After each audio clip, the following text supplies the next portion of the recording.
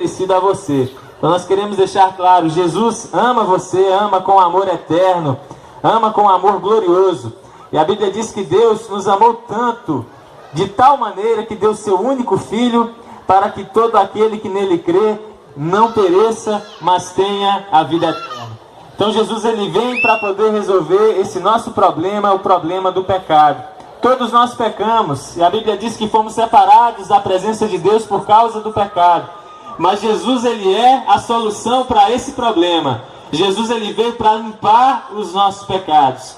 O Filho de Deus foi dado na cruz do Calvário para poder limpar os nossos pecados. Um sacrifício perfeito, um sacrifício justo, em nosso favor e em nosso lugar, em substituição ao nosso pecado. Então esse amor que alcança a nossa vida, deseja alcançar a sua vida também. Queremos comunicar esse amor ao seu coração nessa manhã.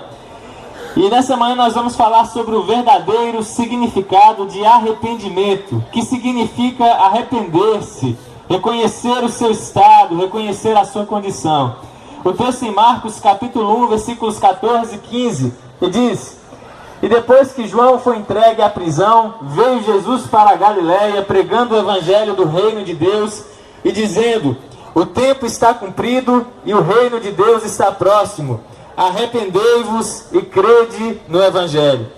Quase todas as mensagens, para crentes ou não crentes, nos levam a citar essa palavra, a palavra arrependimento. O que vem a ser arrependimento é algo que se experimenta, é uma experiência de vida. Como se define arrependimento na palavra de Deus? O que é arrependimento? O verdadeiro significado de arrependimento. Na mensagem diz aí: o tempo está cumprido, o reino de Deus está próximo. E Jesus falou: arrependei-vos e crede no evangelho. É essa a mensagem central do evangelho de Jesus Cristo. Alguém que olha para dentro de si, que olha para dentro do seu coração e reconhece as suas falhas, reconhece os seus pecados. E quando reconhece, ele toma essa atitude, essa experiência pessoal, arrependimento diante de Deus por causa dos pecados. Após a descida do Espírito Santo, conforme registrado em Atos dos Apóstolos capítulo 2, Pedro, no seu discurso, primeiro discurso após o Pentecostes, ele termina, e as pessoas que ouviam lhe perguntaram: e agora o que eu tenho que fazer para poder então andar com Deus, para ter essa comunhão com Deus a partir de agora? E nesse texto, o apóstolo Pedro ele diz o texto da palavra em Atos 2, 37 e 38. Ouvindo eles isto, compungiram-se em seu coração e perguntaram a Pedro e aos demais apóstolos: que faremos, homens e irmãos? E disse-lhes Pedro: arrependei-vos e cada um de vós seja batizado em nome de Jesus Cristo para o perdão dos pecados. Mais uma vez, a mensagem do arrependimento. Primeiro, traga por Jesus: arrependei-vos e crede no evangelho. Agora o apóstolo Pedro ele diz no seu discurso: arrependei-vos e cada um de vós seja batizado em nome de Jesus Cristo para o perdão dos pecados. O que é arrependimento? Como se define arrependimento, essa experiência na vida humana? Lucas capítulo 15, versículo 10 já nos diz que: assim vos digo que há alegria diante de Deus por um pecador que se arrepende. Algo tão maravilhoso que produz alegria no céu e alegria diante dos anjos de Deus. Muita gente, nós podemos dizer que pode passar até por um batistério de uma igreja sem estar realmente arrependido, sem ter passado por essa experiência de uma forma sincera, de uma forma genuína. E arrependimento nós podemos entender que é um tipo saudável de tristeza. É um pesar que vem sobre a pessoa, mas que produz paz e alegria mais à frente. E esse pesar vem do conhecimento que temos da nossa miséria, conhecimento que temos do nosso interior, conhecimento que temos do nosso pecado, da nossa natureza, a miséria do nosso pecado. Em 2 Coríntios capítulo 7, versículo 10, amigos, todos vocês que ouvem a palavra de Deus essa manhã, a Bíblia diz que a tristeza, segundo Deus, opera o arrependimento para a salvação. Esse pesar vem sobre a vida daqueles que fazem essa introspecção, que olham para dentro do seu coração e reconhecem o seu estado de pecador. Arrependimento quando você tem uma experiência genuína de encontro com Jesus Cristo, o Filho de Deus que é 100% santo. E você tem então essa visão do seu pecado. Você entende o quanto você está condenado fora da presença de Deus, o quanto você está distante do propósito de Deus, longe de Jesus Cristo. Arrependimento é isso. Você enxerga isso e se entristece, reconhece o que você é, entende: eu preciso de um Salvador porque eu sou um pecador. E a Bíblia diz isso exatamente em Romanos 3:23, porque todos pecaram e por isso foram separados da glória de Deus. Todos, não faz nenhuma exceção. Todos pecaram e por isso foram separados da glória de Deus. E arrependimento opera essa tristeza por aquilo que eu sou, e ao mesmo tempo me dá a alegria de saber Jesus morreu para poder me livrar desse estado de pecado, desse estado de miséria espiritual. Aí é que vem então a paz que é produzida no coração do ser humano. Nós queremos essa manhã aqui diferenciar arrependimento de remorso, porque arrependimento é aquele pesar que faz você mudar de atitude. Remorso simplesmente te dá tristeza, mas você não muda de atitude, não muda de propósito, não muda de caminho, não faz uma conversão no caminho que você está trilhando. Nós temos um exemplo de arrependimento na palavra de Deus, e acontece exatamente com o apóstolo Pedro. Em Lucas capítulo 22, do 60 ao 62, Pedro antes já havia falado a Jesus que jamais negaria a Jesus em nenhuma situação e que ele daria a sua própria vida por amor a Jesus. E nesse texto Pedro então nega o Senhor. Está escrito: Pedro disse: homem, não sei o que dizes. E logo estando ele ainda a falar, cantou o galo. Virando-se o Senhor, olhou para Pedro, e Pedro lembrou-se da palavra do Senhor, como lhe havia dito: antes que o galo cante hoje, me negarás 3 vezes. E saindo Pedro para fora, chorou amargamente. Olha a atitude de Pedro diante do pecado, diante da negação da pessoa e do Senhor Jesus Cristo. A Bíblia fala aqui que ele chorou amargamente, o pesar veio no seu coração, porque ele verdadeiramente conhecia a Jesus Cristo. E é bom ter esse tipo de atitude, como Pedro. Ele foi chorar pelo seu pecado, ele reconheceu a sua situação e foi chorar diante de Deus. Chorar pelo seu pecado, chorar pelo que se é, reconhecendo a sua condição. Como Jesus disse ao fechar a porta do seu quarto, encontrando-se com a santidade do Senhor. Essa atitude de um pecador, chorar pelo seu pecado. Diga: Senhor, eu não presto, no meu coração não há nada de bom, eu sou realmente um pecador, mas louvo ao Senhor, porque Jesus veio pagar o preço do meu pecado, pagar o preço da minha miséria. E aí você chora pelo que se é, pelo que você é, reconhecendo a sua condição. E após isso então é que você goza daquela paz que só Jesus Cristo pode dar, no meio dessa dor, no meio desse pesar. E saber que tudo foi consumado. A Bíblia diz: tudo consumado, para pagar esse pecado que existe no meu coração e no seu também.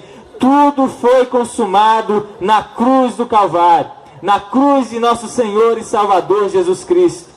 E o perdão pelo seu pecado foi produzido por Ele, e que há esperança na sua caminhada na presença dEle. Isso é um exemplo de arrependimento. Pedro chorou amargamente, mas logo após isso ele mudou a sua atitude e passou a servir ao Senhor com afinco, com alegria, entregou a sua vida até a morte, servindo ao Senhor. Arrependimento produz mudança de atitude, arrependimento produz mudança de vida. Agora remorso é diferente. Remorso, 2 Coríntios 7:10, a parte B do verso, diz que a tristeza do mundo opera a morte. E nós temos também na palavra de Deus um exemplo de uma pessoa que sofreu, não por um arrependimento genuíno, mas por um remorso. O nome dele é Judas. Está escrito que ele foi resolver tudo à maneira dele. Ele traiu um sangue inocente, traiu o sangue de Jesus Cristo.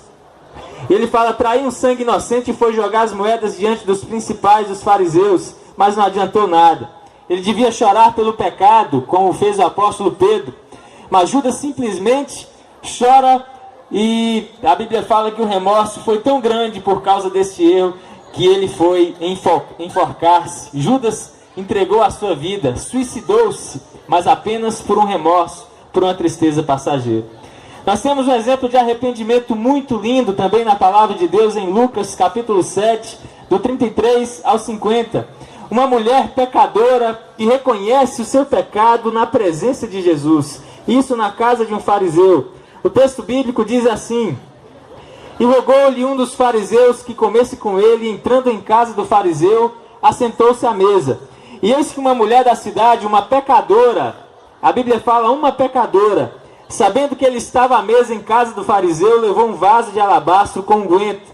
Estando por detrás aos seus pés, chorando, começou a regar-lhe os pés com as lágrimas, enxugava-lhes com os cabelos da cabeça, beijava-lhe os pés, ungia-lhes com unguento. Quando isto viu o fariseu que o tinha convidado, falava consigo, dizendo: se este fora profeta, bem saberia quem é qual a mulher que lhe tocou, pois é uma pecadora. Aí Jesus respondeu: Simão, uma coisa tenho a te dizer. E ele disse: dize-a, mestre. Um certo credor tinha 2 devedores. Um devia-lhe 500 dinheiros e o outro 50. E não tendo eles com que pagar, perdoou-lhes a ambos. Dize, pois, qual deles amará mais? E Simão respondendo disse: tenho para mim que é aquele a quem mais perdoou. E ele lhe disse: julgaste bem. E voltando-se para a mulher, disse a Simão: vês tu esta mulher? Entrei em tua casa e não me deste água para os pés, mas esta regou-me os pés com lágrimas e enxugou com os cabelos da sua cabeça. Não me deste beijo, mas esta desde que entrou não tem cessado de me beijar os pés. Não me ungiste a cabeça com óleo, mas esta ungiu-me os pés com unguento. Por isso te digo que os seus muitos pecados agora lhe são perdoados, porque muito amou. Mas aquele a quem pouco é perdoado é porque pouco ama. E disse-lhe a ela: os teus pecados te são perdoados.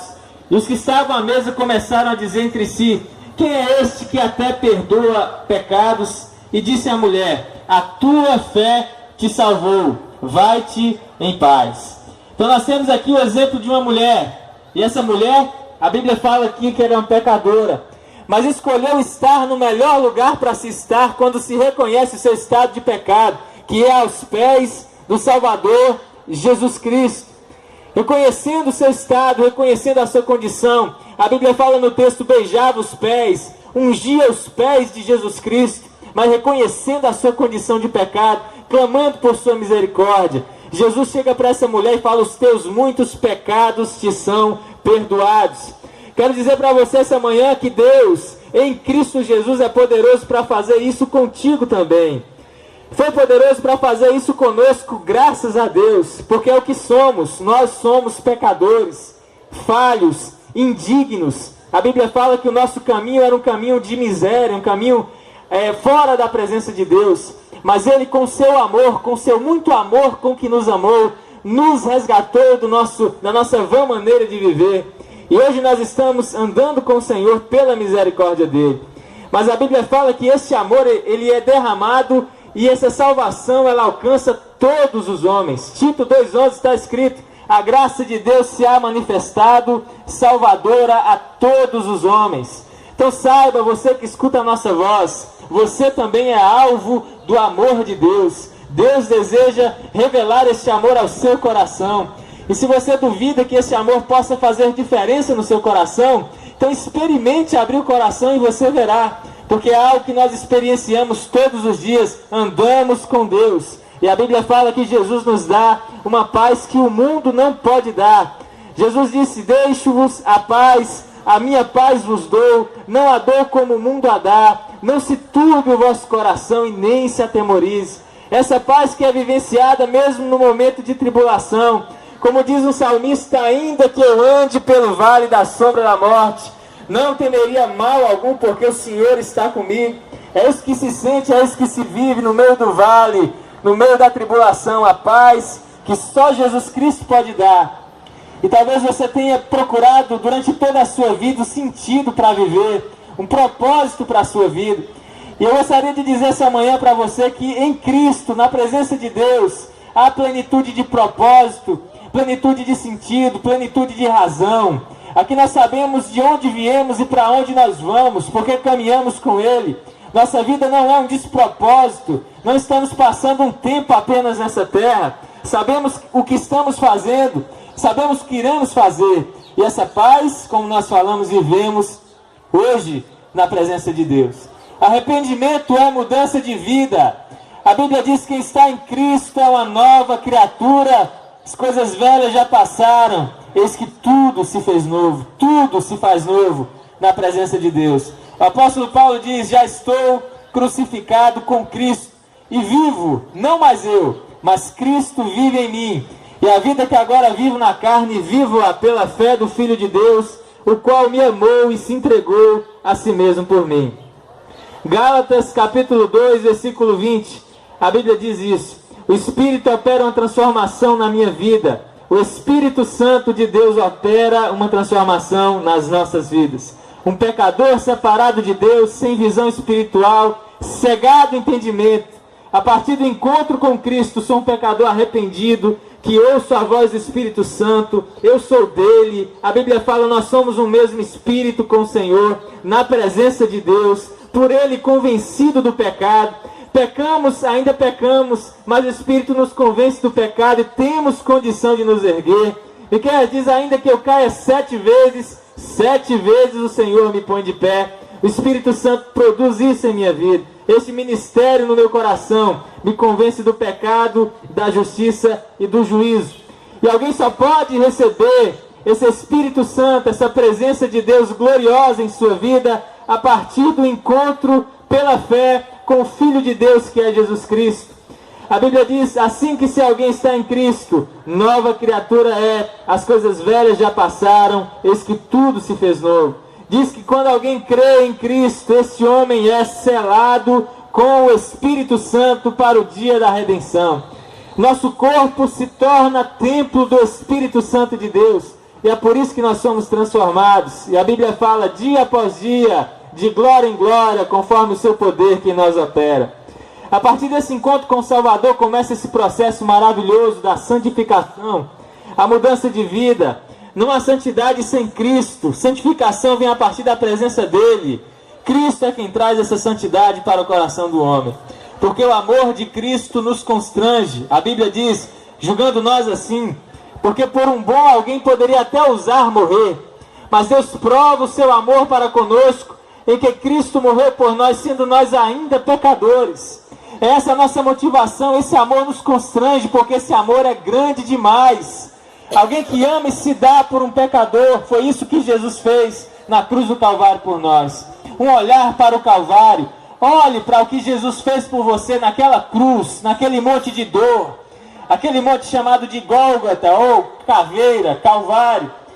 Para esse sacrifício, olhe para esse sacrifício. Foi ali que Deus dava a maior prova do amor que Ele tem por você. Porque o sacrifício de um ser humano normal, pessoal, o seu sacrifício não te salva. Era necessário um sacrifício santo, perfeito, justo, reto, assim como Deus é santo, justo, perfeito e reto. Na plenitude dos tempos, Deus enviou seu Filho.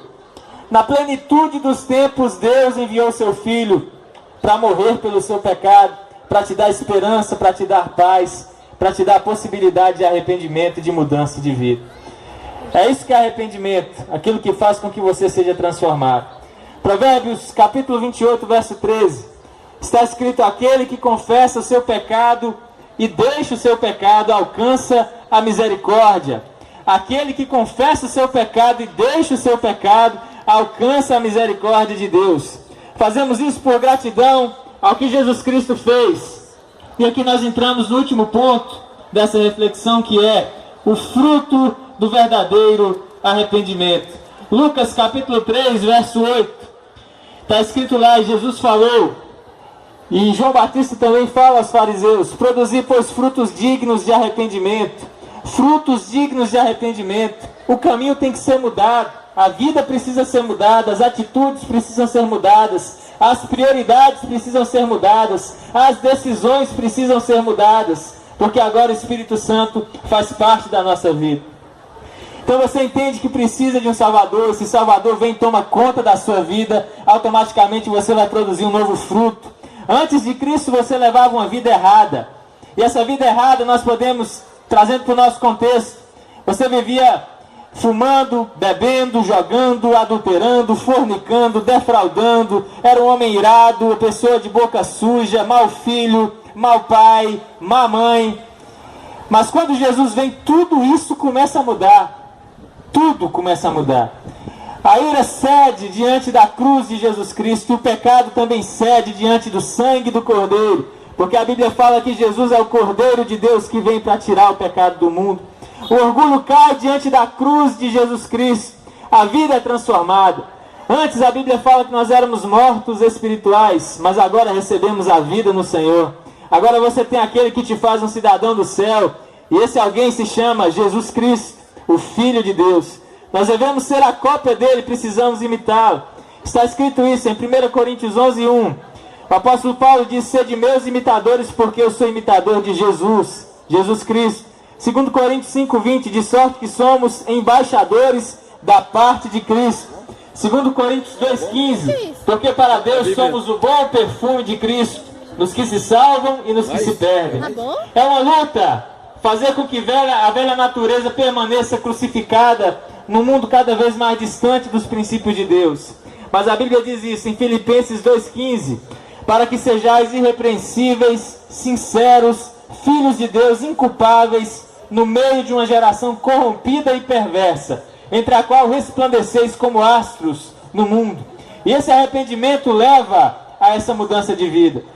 Saiba de uma coisa, religiosidade não salva ninguém. Como nós temos declarado isso aqui, religiosidade não pode salvar ninguém. É importante colocar, mas que você trace uma linha de conduta moral. Quem tenta a autojustificação jamais será justificado diante de Deus. Vai ser sempre encontrado no erro. Nosso coração vai ser sempre encontrado no erro. Primeiro passo para arrependimento verdadeiro é reconhecer o que se é. Não somos justificados diante de Deus pela religião, ou pela religiosidade, ou pela nossa conduta moral, ou por qualquer obra meritória humana. Somos justificados diante de Deus apenas pela fé no Filho de Deus. Está escrito: porque pela graça sois salvos por meio da fé, e isso não vem de vós, é um dom de Deus. E Lucas 6, 43 ao 45, nós queremos finalizar com esse texto. Está escrito: porque não há boa árvore que dê um mau fruto, e nem má árvore que dê um bom fruto. Porque cada árvore se conhece pelo seu próprio fruto, pois não se colhem figos dos espinheiros, nem se vindimam uvas dos abrolhos. O homem bom do bom tesouro do seu coração tira o bem, e o homem mau do mau tesouro do seu coração tira mal, porque da abundância do seu coração é aquilo que fala a boca. A boca fala aquilo que está cheio o coração. Eu pergunto para você que nos ouve essa manhã, o que Jesus diria da sua vida? Como é a sua vida e o que é a sua vida? Uma boa árvore, uma árvore má? Eis agora um convite aos amigos, a vocês que ouvem, com cada irmão presente aqui, reconhece que é um pecador, crê na existência de um Salvador. E porque crê que é pecador e crê na existência de um Salvador, então aceita esse Salvador para receber salvação. E essa salvação é eterna. Está escrito em 1 João, capítulo 5, versículo 11. Aquele que tem o Filho tem a vida, mas aquele que não tem o Filho de Deus não tem a vida. E de forma especial em Provérbios, capítulo 23, versículo 26. É esse o convite de Deus para o seu coração. Está escrito: dá-me, filho meu, teu coração, e os teus olhos observem os meus caminhos. Escute esse apelo de Deus ao seu coração. Dá-me, filho meu, teu coração, e os teus olhos observem os meus caminhos. Provérbios capítulo 23, versículo 26. O amor de Deus é derramado sobre você, mas a escolha é sua em aceitá-lo, em recebê-lo ou não. O Senhor não vai invadir o seu coração, mas Ele deseja muito que o seu coração seja aberto. E essa decisão é sua. Então abra o coração para o Senhor. Diga: Jesus, entra na minha vida. Eu reconheço que eu sou um pecador. Eu reconheço que há pecado em mim, que há falhas em mim, que me afastam do Senhor. Está declarado isso na tua palavra. Porque todos pecaram e separados estão da glória de Deus. Mas eu reconheço que o teu amor é incondicional. O teu amor é maior que o meu pecado. O sangue do Cordeiro de Deus é poderoso para me limpar, me lavar da minha situação, do meu estado, me transformar numa nova pessoa, me dar vida espiritual, me transportar da morte para a vida, das trevas para a luz. Deus deseja fazer isso com a sua vida. Então que Deus te abençoe e que você possa tomar essa decisão antes que seja tarde demais. Termino com Isaías 55, verso 6, que diz: buscai ao Senhor enquanto se pode achar, invocai-o enquanto Ele está perto.